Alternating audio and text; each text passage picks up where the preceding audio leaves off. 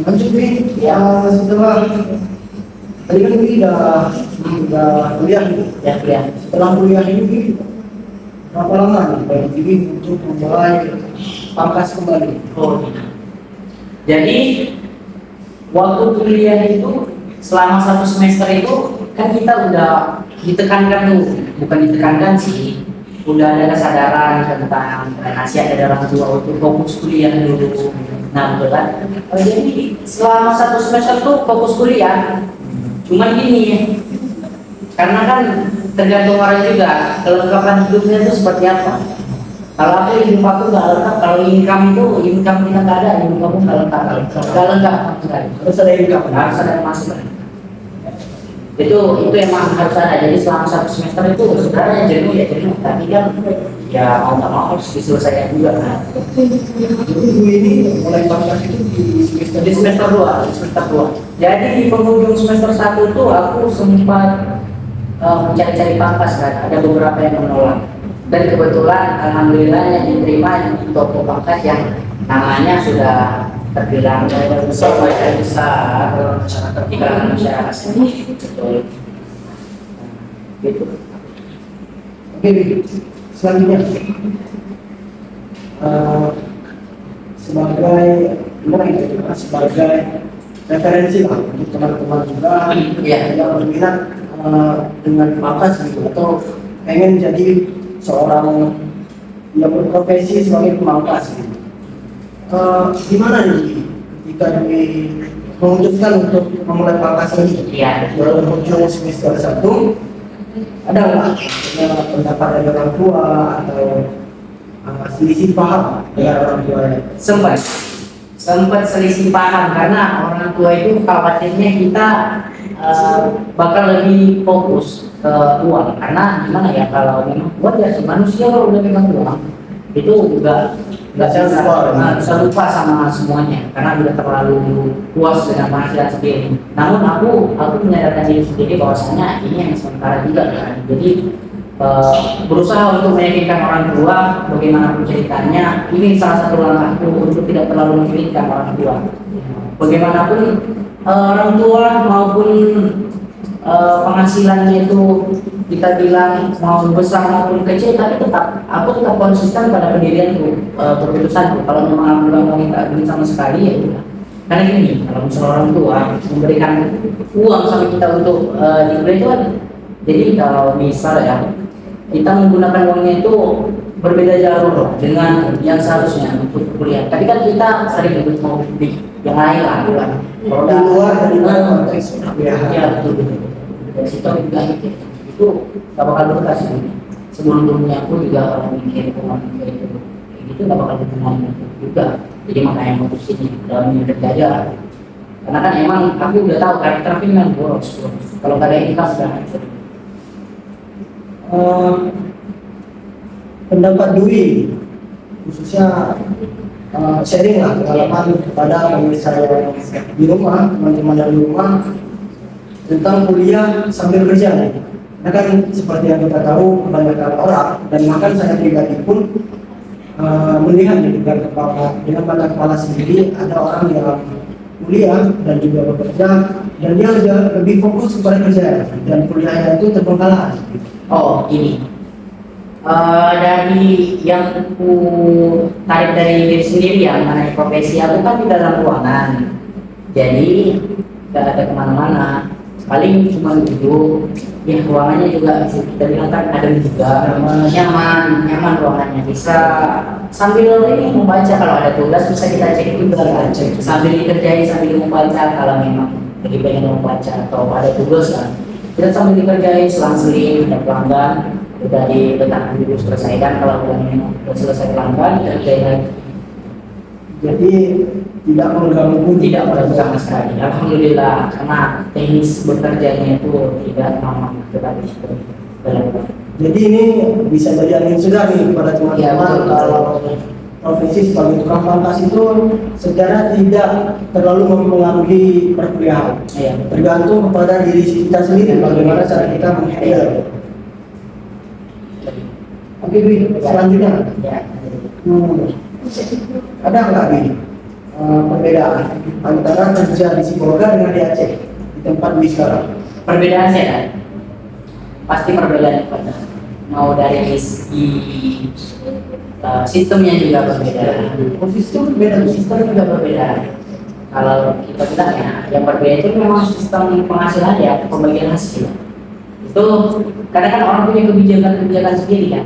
Tapi alhamdulillahnya sekarang itu sistemnya lebih enak terasa karena itu dia sistemnya cukup membuat kita merasa jauh lebih bersemangat gitu. Dan kalau segi perbedaan konsumen atau pelanggan itu memang ya gimana ya, memang dari daerah yang berbeda ya, harus pandai menyesuaikan diri kan. Iya.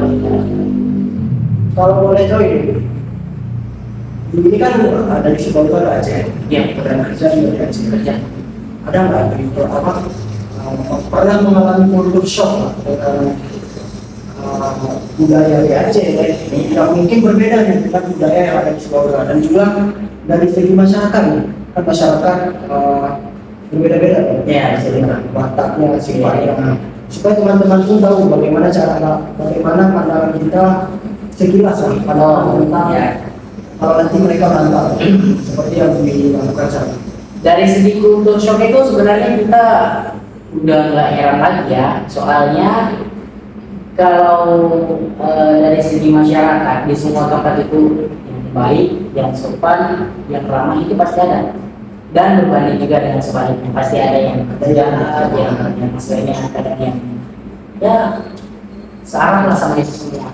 Jadi kalau kultur shock itu nggak ada sih, tapi aku lebih merasa bahwa di sini tuh budaya Islamnya itu lebih masif, lebih kental, lebih dominan. Walaupun di sana juga ada, cuman ya tidak terlalu terlihat karena memang generasi muda ya, yang mungkin udah mengikuti kultur budaya lain dari luar ya.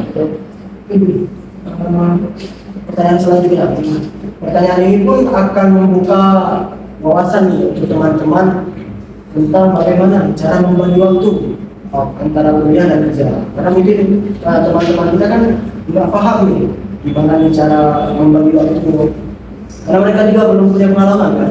Oh iya. Nah, jadi coba diceritakan sebagai pandangan awal nih untuk teman-teman di rumah, cara membagi waktu dari seorang doi yang sudah berpengalaman. Dan yang pertama itu harus kita ketahui juga soal pembagian waktu itu. Kita bisa membagi waktu apabila kita memahami dari satu aspek kegiatan dari satu ke satu.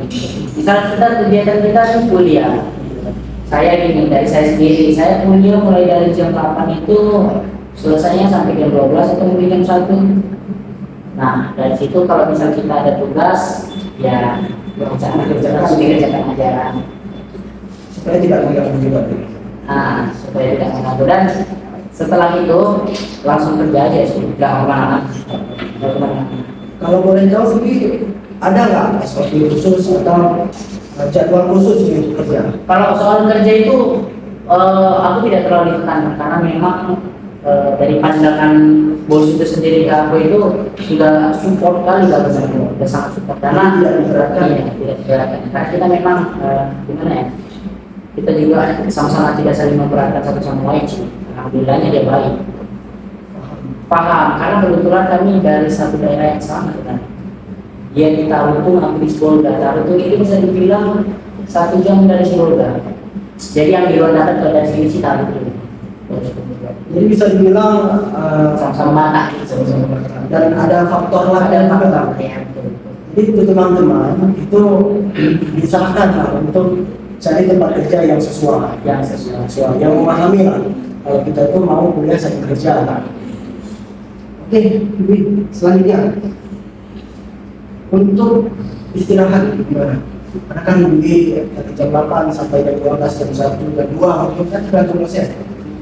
Lelah karena kuliah dan harus menjalani aktivitas kerja ini, gimana nih istirahatnya? Ya kalau dari istirahat sendiri sih kita di sini hidup kan, namanya hidup juga tidak terlalu memikirkan istirahatnya. Tapi aku pengen gini ya, kalau dari segi mendefinisikan istirahat itu aku bukan cuma tidur aja sih.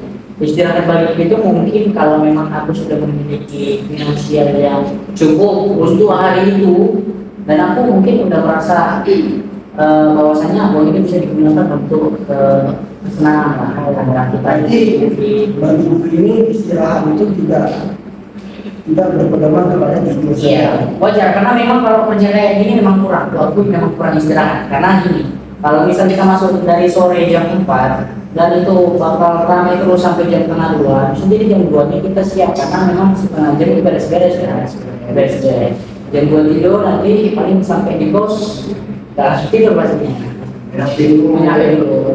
Ya sebagaimana remaja pada Iya, umumnya. seperti tempat pada umumnya. Kadang kan ngecek-ngecek apa yang informasi yang ketinggalan mungkin ada ngecek lagi di HP kan. Ya. Oke, untuk selanjutnya nih. Ya. Tadi kan kita sudah membahas ini penghasilan rata-rata ketika di sekolah. Di sekolah ya betul. Kalau penghasilan rata-rata di sini itu gimana tuh? Ada nggak perbedaan yang signifikan? Perbedaannya itu ada karena setiap toko itu memungkinkan untuk ada perbedaan sistem pembagian hasil sih. Di sini tidak terlalu menekankan kontrak pada anggota pekerja yang masih belum di bangku kuliah, tidak menetapkan jadwal, masih belajar. Yang kedua itu dari pembagian hasil itu 60/120. Kalau kita misal dapat penghasilan dari 0 sampai 120 atau bisa kita bilang dari 50.000 lah ke 120, itu pembagiannya tetap bagi dua. Berarti kalau misal ketetapan akhir pembagian hasil itu di 120, otomatis setoran paling besar itu 60.000. 60.000. Setoran ini apa? Ya. Setoran akhir tadi 60 tadi itu tergantung dari penghasilan kita atau enggak? Atau memang tetapnya 60 berapapun penghasilan kita? Oh, kalau misal kita ini kalau dapatnya di bawah 120 kita bagi dua. Tapi kalau misal kita dapat lagi hoki nih dapat 200, jadi 60 sama toko tetap itu kan setoran maksimal yang ditetapkan dari jumlah 120.000, dari 60% per 120. Dan di situ itu juga bisa kita bilang tidak terlalu menyulitkan ya, justru membuat kita lebih bersemangat untuk mendapatkan target yang lebih karena semangat kerja, karena ketetapan hasil apa sudah kita dapatkan 60.000 ini, jadi otomatis kita kan makin semangat nih mendapatkan itu. Itu satu kepala 25 tuh, 25 terus kan sama kita semua habis, bahkan di atas yang seperti yang dia bisa, alhamdulillah mungkin bisa Target kita terlampaui. Jadi teman-teman ya, untuk pembagian hasil tadi seperti yang dijelaskan, tidak semua toko pangkas itu sama. ya betul. Ada sistemnya masing-masing, tergantung dari tempat pangkasnya sendiri. Selanjutnya, problematikanya itu gimana? Adakah yang dirasakan baik dari pelanggan maupun penghasilan atau lain sebagainya?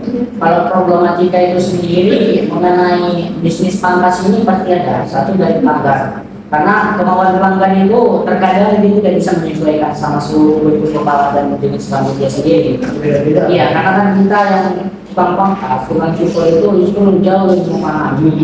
Ya, berbagai jenis rambut dan bentuk kepala yang sesuai dengan model pangkas yang kita buat.